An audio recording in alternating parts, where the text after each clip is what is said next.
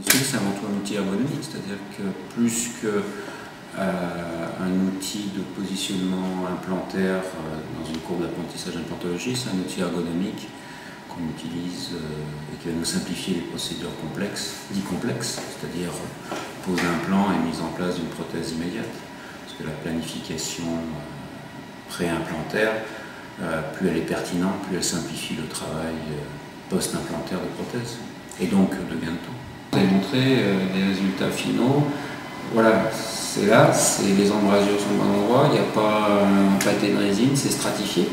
Le meilleur témoin d'une belle prothèse, c'est la stratification. C'est pour ça qu'il faut stratifier, parce que tout d'un coup, si ça reste stratifié, c'est qu'on était au milieu. Ah. Si c'est plus stratifié, c'est alors on y arrive. Et le jour même, stratifier le jour même. Un mec qui s'intéresse un tant soit peu à la prothèse, il est tout de suite traduit. Il a juste compris ce qui se passe en nous. Et que c'est le chaînon. Ah bah, le rêve absolu, qui n'est pas si loin que ça finalement, c'est de pouvoir positionner d'un point de vue biologique sur les implants tout de suite les piliers au fond moyen en définitif. Et puis après, par-dessus, un bridge provisoire le plus adapté possible, qui se résume à un rebasage, j'allais dire, traditionnel, comme on a l'habitude de faire sur dents naturelles.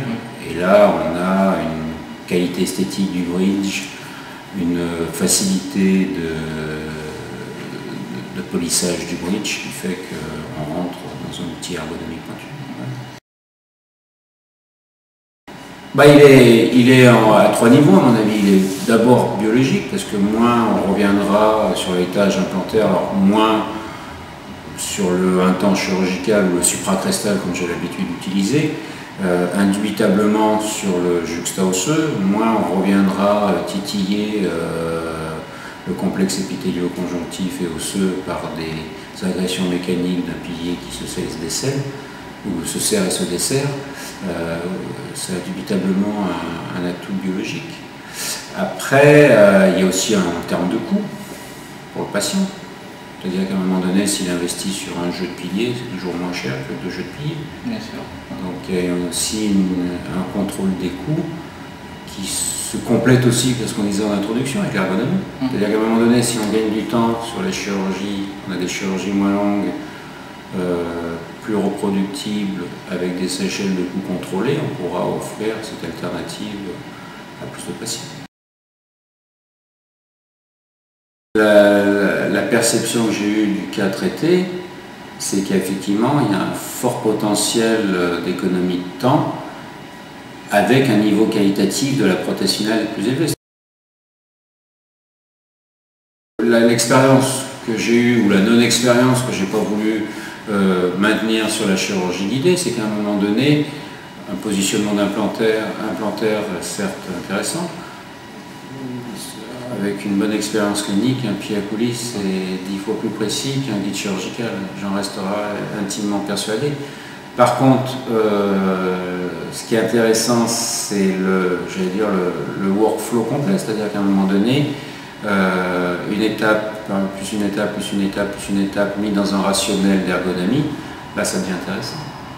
Donc c'est le maître, et l'aboutissement, ou du moins la concrétisation de ce que j'en ai vu, qui m'a interpellé, qui me semble intéressante et sur lequel je pousse le raisonnement le plus loin possible, c'est justement ce fameux maître modèle, parce que s'il se révèle aussi précis que ce qu'on en a pu voir au cours de la chirurgie, il y a vraiment matière à développer.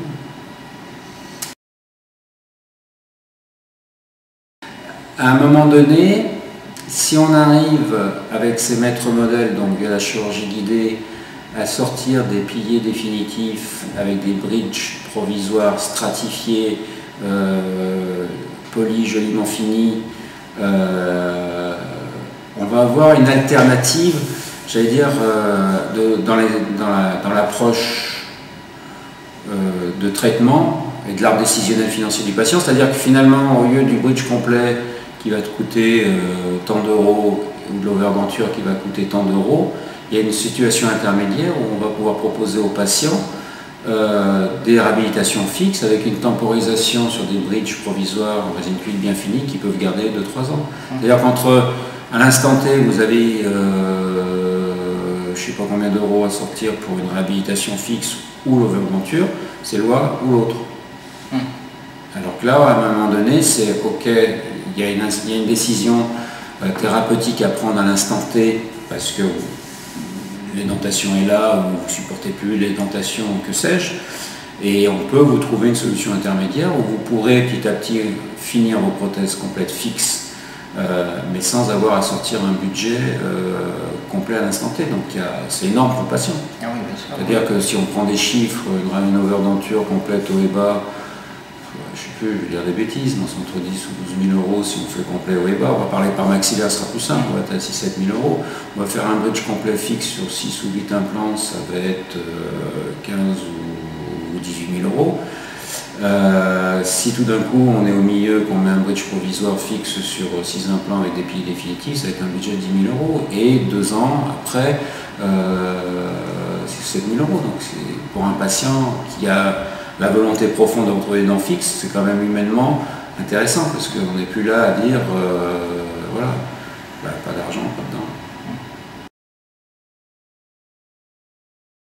Donc à un moment donné, de pouvoir offrir à un patient, il vient avec des dents fixes, il repart avec des dents fixes, mais il repart, c'est-à-dire qu'il ne revient pas 48 heures après, et il repart le jour même avec des dents fixes sur un bridge provisoire qui est tout à fait esthétique, stratifié, etc.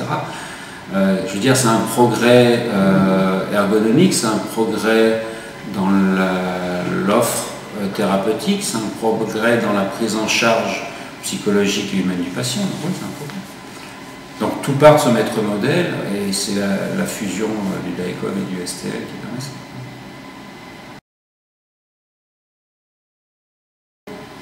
C'est-à-dire quand en 2h30 poser 8 implants sur une greffe, donc on a eu le temps de déposer les plaques, etc. C'était au synthèse que j'avais mis. Je mets mes 8 implants, je mets mes 8 piliers, et je mets mon bridge provisoire, je mets un peu de résine, j'ai un ébarbage qui est tout à fait satisfaisant mais qui me prend que 15 minutes parce que j'en ai pas de partout, j'ai pas reconstruit une dent directe parce que ça débordait d'un côté et ça rentrait plus de l'autre. Je veux dire, Guillaume était là, en 2h40, la messe est dite.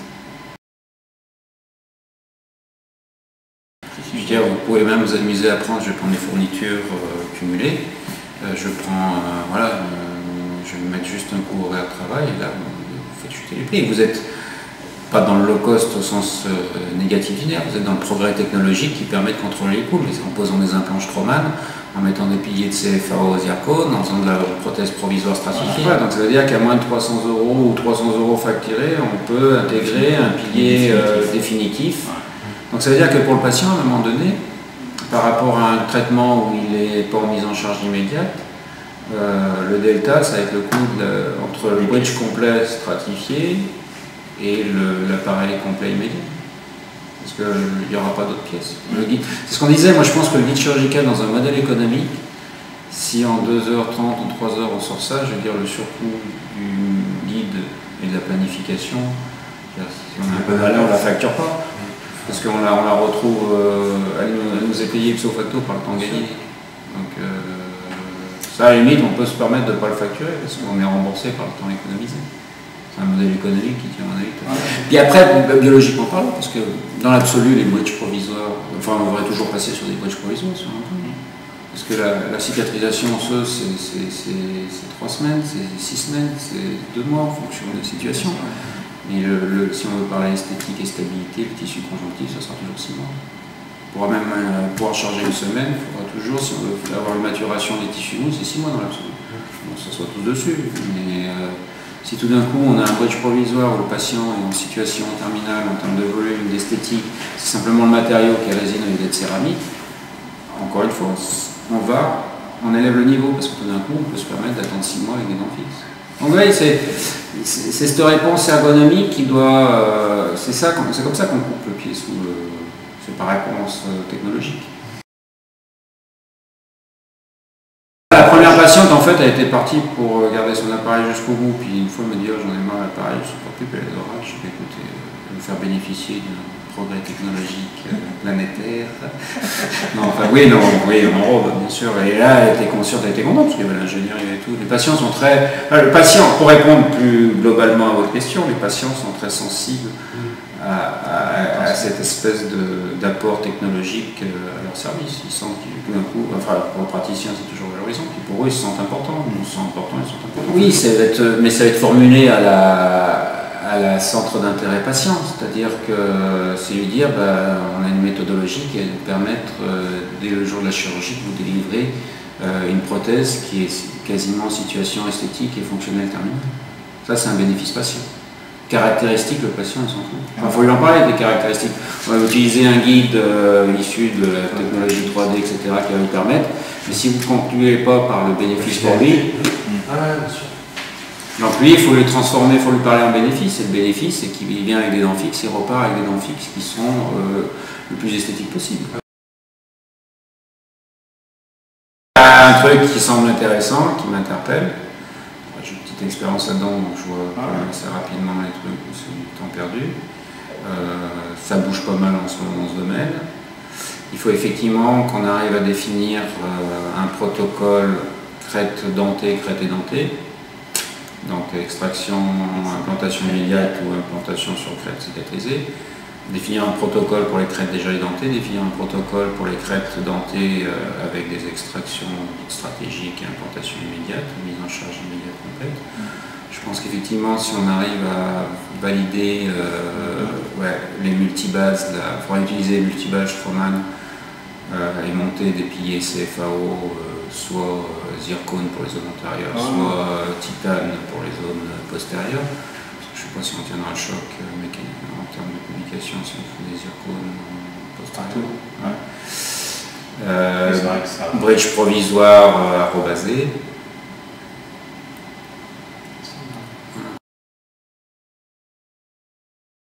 J'allais dire que le plus gros boulot c'est le labo.